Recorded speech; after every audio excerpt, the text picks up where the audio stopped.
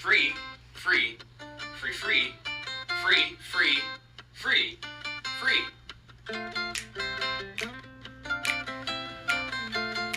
Free, free.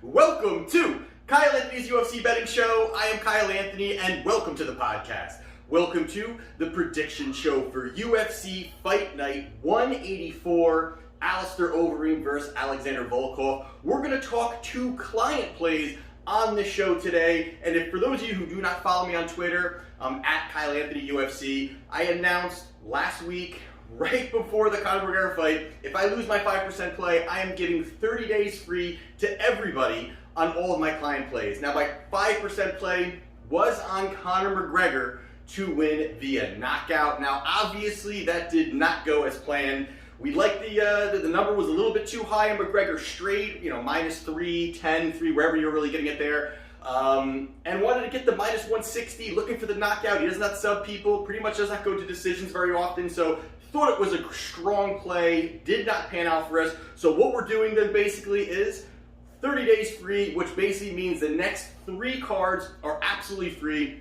What you got to do is, each card I will be talking about for the next 3 cards. Of course, having the show, talking about plays. We'll talk client plays here, my higher graded plays. And today we're going to talk about the main event, which is a client play, and as well as my best bet of the card as well, which we'll talk about next.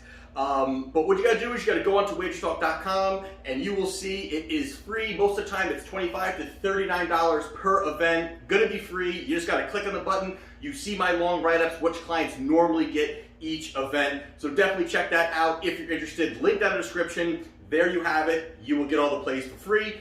And then also on another note here, we're coming off a great year again. Number 1 in MMA at Wagertalk. Number 3 overall, all sports.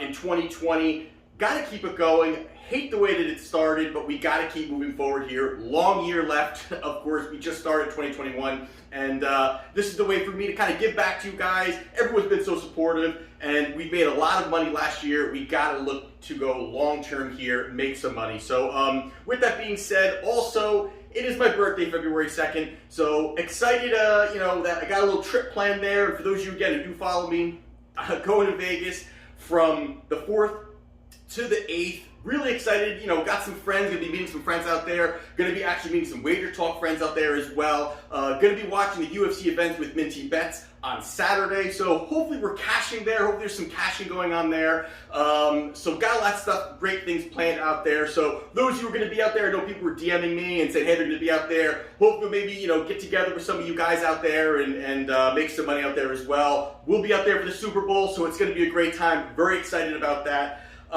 So now with that all being said, we're going to dive into the plays now. Let's take a look at it. The first play that we're going to be talking about, again, is a client play, is on the main event between Alistair Overeem and Alexander Volkov. Now, as we always do, we like to go down 3 of each, see what we see if one fighter can expose the other fighter in a certain area, and if the line makes sense to place a wager. So what we're going to do today is we're going to first go over Alistair Overeem, and 3 fights ago, and actually the current line, let me give you that.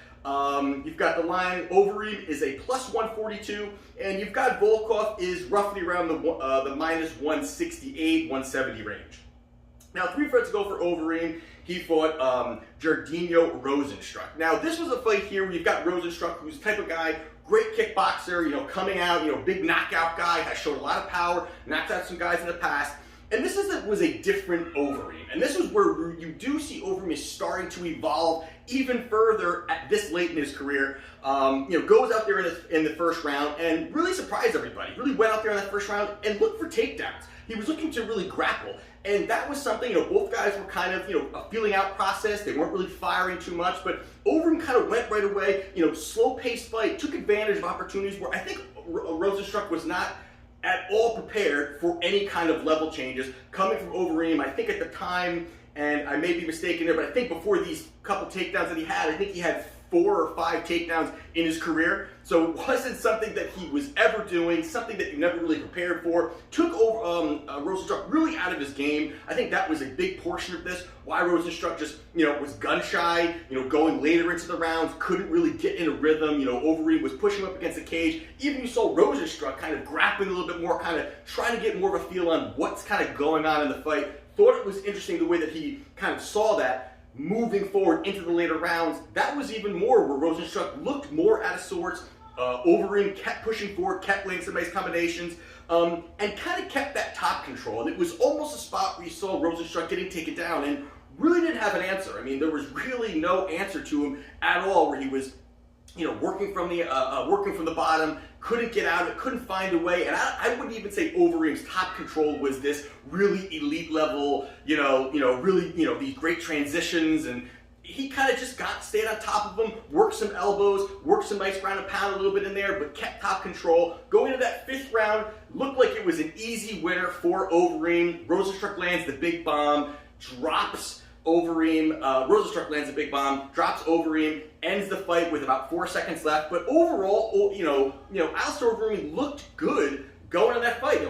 Had good range, good takedowns, mixed it up, kept Rosenstruck out of really rhythm, but goes out there, loses with seconds left in the fight, and Overeem suffers a loss there. 2 fights ago, he fought Walt Harris. This was a very odd fight. Walt Harris had the, with his daughter and the murder of his daughter, and dealing with a lot of things, going into this fight. But you take a look at the way the fight really went, and early in that fight, Overeem was in a massive amount of trouble. I mean, really, they were going out there, they were firing, and it looked like pretty much the ref could have called it. It was a spot where you almost could say the ref could have called it, where they were, Harris on top of him, throwing big shots, and this was something that Harris has an issue with. We're going to talk about Harris, who fought Volkov not long ago.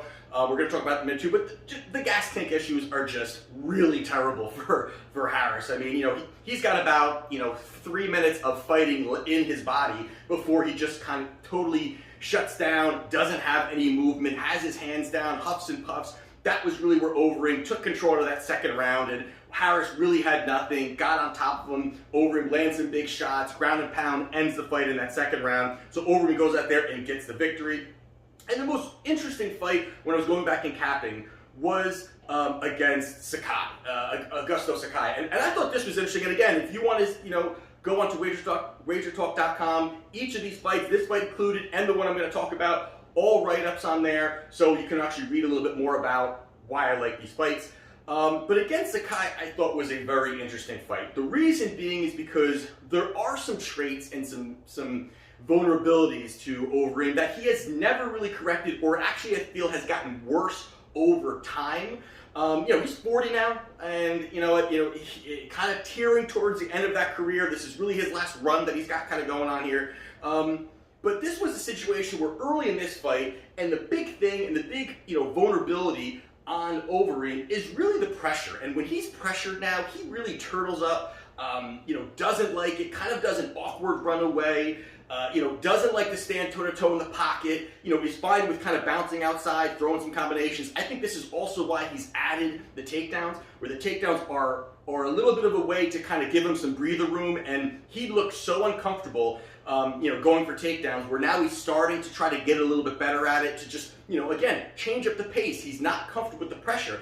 And against Sakai, the first 2 rounds, I mean, he almost put Overeem away. I mean, there were some big shots, big pressure up against the fence, turtling up. Overeem has his hands over his head, big shots landing. And almost there was a point where you just, Overeem couldn't stand that pressure moving forward. Had no answers for it. When they were in space, kind of doing okay, but going into that middle of that 3rd round, and again, Sakai, I would say, at least in my opinion, was won that first 2.5 rounds. With Sakai, it looked like this was going to be a spot where Overeem was probably going to get knocked out. Didn't look good. His chin is a little iffy as it is. And he brought the takedowns. And I thought this is another spot where Sakai just was not prepared. I mean, was not prepared for the takedowns. In my opinion, these weren't these great, quick, level-changing takedowns. It was just kind of grabbed a hold of him and fell on top of him, and he was able to do that. And Sakai, although I don't put him as any kind of grappling ability, but just really didn't have the presence of mind to even defend those. And going at the end of that third round was where the entire fight changed. You really take a look at it, was the big elbow that landed late in that third, busted open Sakai, and from there, that was pretty much the game changer. You saw into that fourth round, kind of the same thing. He landed the takedowns, ground and pound, and it just took everything out of Sakai. Again, this is a guy that doesn't really go, not a decision guy that's going to go into, at least he hasn't seen the fourths and fifth rounds of fights before. So a big main event spot for him, and just didn't have the energy. But Overeem changed everything because he was really in bad shape early. The takedowns worked for him, but again, I did not see these really high-level takedowns. It was just was able to get him down, busted him open with the big elbow, was able to get the TKO victory end of that, or beginning of the fifth round, and that was almost where Sakai came out, gassed out, had nothing, and worked out perfectly for Overeem to go out there, finish him off, and get that victory. Now on the other side, you've got Alexander Volkov. Now, 3 fights ago, he fought Greg Hardy. This was a fight here where, Hardy is Hardy's Hardy. He's got power. He's athletic. The ex-football player. He's got some of those great attributes to him. But when you look at overall as a skill set, this is just something that would, absolutely favor Volkov going in here. He stood on the outside, worked his high-level kickboxing, kept that range. Volkov really had no answers on the feet. Dominated him, from beginning to end. It was a sweeping decision victory. It was one that you can't really, these next two, I think, you can't really dive into to this next fight. But he goes out there and gets a decision victory over Greg Hardy. Then 2 fights ago, he fought Curtis Blades. Now, this was a fight here where Blades is elite level, highest level I think you could get of wrestling when you talk about the heavyweight division. Just dominating overall. This was a spot here. It's a 5-round fight. And Volkov, he had some highlights in this, but just the endless pushing forward of Curtis Blades was just too much. I mean, it was, he's so strong. He's so quick at the first step. Great top control. I mean, when Curtis Blades gets you down, it is virtually impossible to get up. The way that he kind of keeps it, heavy pressure, ground and pound, keeps active, doesn't just kind of lay on you, keeps active, has the cardio. Altogether, there was not much that Volkov could do. And, even in the spots where they stood, Volkov again is worried about, I got these takedowns coming, he's going to shoot, he's not going to stand. It was just a great performance by Curtis Blades. And again, Curtis Blades, I believe, is 10-2 over his last 12 in the UFC. Only losses are to Francis Ngannou. I mean, he is headed trajectory to a title fight at some point very, very soon. But that was really a great performance for Curtis Blades. So Volkov goes out there, does get a decision loss in that fight. And then most recently, he also fought Walt Harris. This was a fight here where, again, Walt Harris, bless his heart, but he just has no gas tank. He goes out there, early on throwing some shots, but Volkov kind of walking him down, keeping good pace, keeping good volume, which is something that he does very well, pushes out good volume, mixes up combinations, uses hand strikes, uses his feet, mixes it up, comes from different angles, big guy. It goes out there and ends up getting the knockout victory in that second round. Again, Harris looked completely tired into that second round, gets the finish, goes out there and wins. So with that being said, you've got Overeem. You've got Overeem on the one side, obviously, multiple-time world champion, kickboxer, MMA, all these things. Great in the clinch, able to use elbows, knees, versatile striking overall. And then your side, you've got Volkov, same thing. Great kickboxer, rangy strikes, and the output, I think, is something that has been really tremendous for him. I think he started to really kind of hit his stride, look a little bit better. The way he's kind of piecing together these combinations, developing a little bit quicker, trying to use his range a little bit more, and he does have the power behind it. So he's got the power behind it as well. That mixes to be a really great, I think, mix for him going into this fight. Now, there's just a lot of bad things that I look at when I look at Alistair Overeem.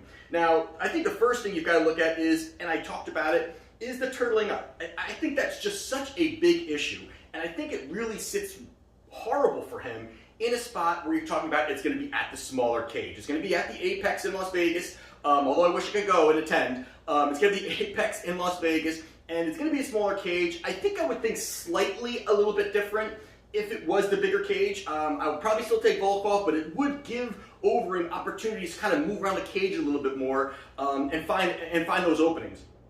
But in the spots here where Overeem is going to be up against the fence at points. And he absolutely, when he turtles up, he allows his opponents to fire. And a guy like Volkov, with the weapons that he has, and again, he continues to elevate, he continues to move forward, he continues to elevate, I don't really see a way that Overeem's going to really find success in those positions at all, the way that he runs away. He also backs off toe-to-toe.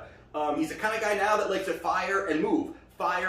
He does, even when there's a little bit of pressure, he throws his hands up really quickly, plays defense. It's worked for him in certain spots. But in this situation, I don't think it does very well. It makes him uncomfortable. He does not like to be pressured. This is something that Volkov, I think, is going to do from beginning to end. I think he's going to be pressuring him from the beginning of this fight to the end of this fight, not allowing Overeem to really kind of work his offense.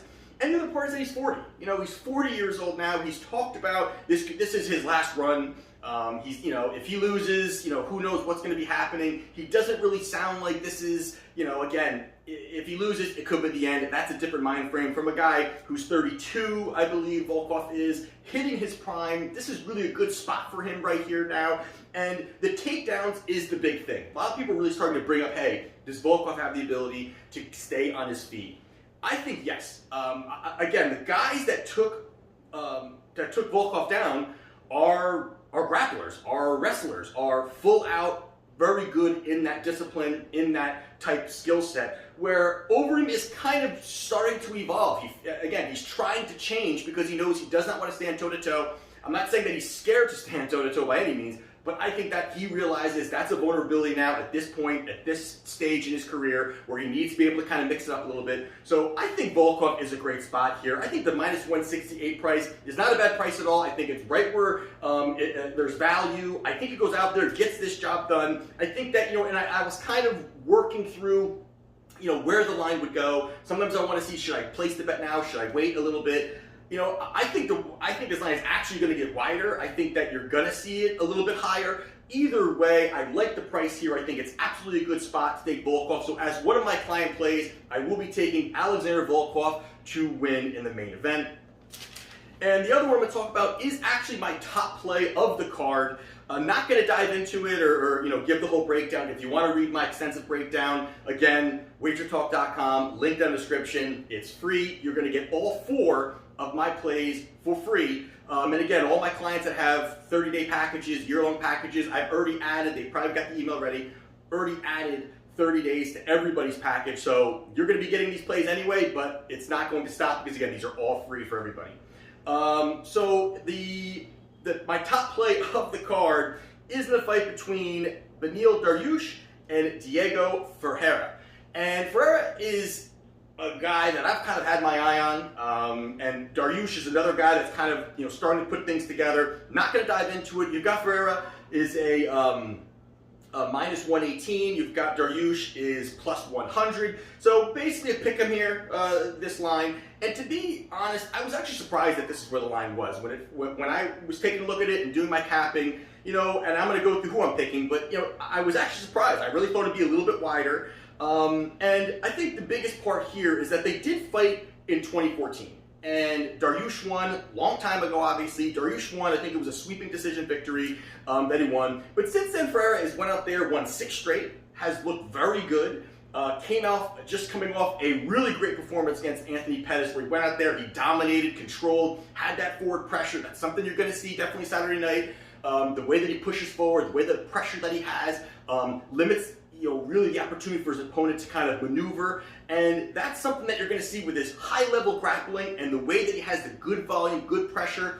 That's something that he uses very well. And the other side, you've got Dariush, who, he came off in 0-2-1, and then ended up winning 5 straight. So he's definitely, and two of those losses were by knockout. People talking about his chin a little bit there, and he won some fights going in. But the thing that really pulls me away from Dariush is definitely the chin is something, the pressure and the way that Ferreira kind of pushes forward is one thing. But, he's been rocked in a lot of these fights. I mean, there were spots against Jakar Close where, he was hit, he was shaken up, but then he landed a big shot, and they kind of traded shots, and it almost was, a couple of these fights were kind of sloppy. He's just coming off a victory over Scott Holtzman. Scott Holtzman is not someone that really impresses me when it comes to his skill set. And now you're talking about a big part of Dariush's just overall what he likes to do is he's normally the guy that has the grappling advantages going into these fights. He's got the advantages. He's able to kind of utilize his boxing, which he's definitely elevated. He's definitely elevated his stand-up game.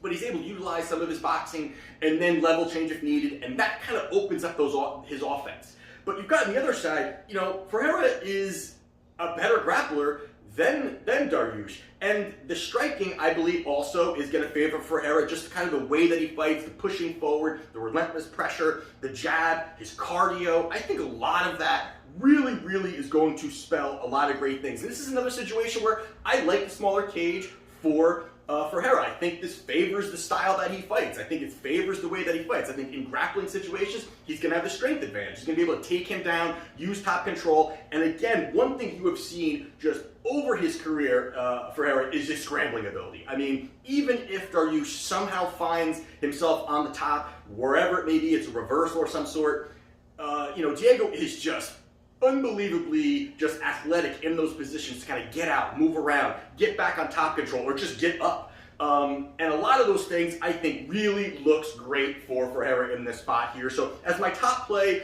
of Saturday night, I'm going Diego Ferreira. I think that he has the absolute advantages pretty much anywhere this fight goes. At a pick'em price, I think is fantastic, fantastic value. I think it should be, minus 160, minus 170. I mean, I really believe that should be up that high. And again, Dariush has shown so many vulnerabilities, but has pulled out of those against some guys that I would say are kind of iffy fighters. Pulled out some victories. I think Ferreira is just every fight keeps elevating. So as my other client play, I am taking Diego Ferreira as another client play winner.